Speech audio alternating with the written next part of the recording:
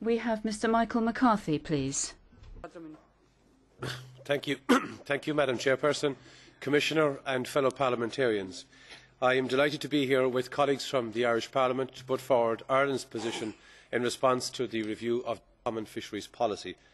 There are a number of issues that I will touch on in my contribution, and to briefly outline them, I will refer to ITQs, the principle of relative stability, the Hague preferences and the whole issue of discards. Each year at the Council Fisheries meeting, Ministers set the overall catch limits for stocks within European waters. Now, they are distributed based on the historical track record and using the principle of relative stability. It is the current practice for Member States to determine how to allocate their quotas among their fishermen. Now, in Ireland, this process is treated as a public good. Now, I am ideologically opposed to the whole issue of privatisation, and I would appeal to you, Commissioner, to look at the manner in which the current system operates and maintain that position for the sake of rural and coastal economies throughout the European Union, but in particular from our own position. Ireland is battling her way through a recession like many other countries, and this is one of the industries that is literally on its knees, and I believe it is one of the areas that in a revenue neutral context we can buck that trend. We can ensure the stability and viability of rural communities, of people in those communities who depend on marine activities for their income. By definition, of those incomes are middle and lower. So I am appealing to you, Commissioner, to look at the socio-economic impact of this process and, for God's sake, allow the status quo to remain. In Ireland, it is essentially a national asset, and we are very strong in our view that that case should remain so.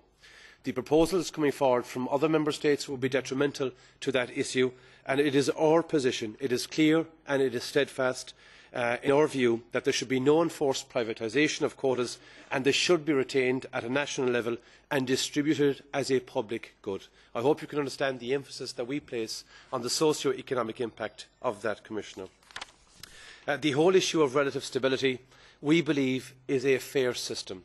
Again, in the context of the review of CFP, we are urging that that system would remain in place. It is very difficult for us to see the view that other countries are putting forward in relation to the issue of relative stability, but we feel in terms of controlling outtake that is the fairest method, and we see the benefit of effort being used as a supplementary management tool in certain cases, but again we ask for the status quo to remain.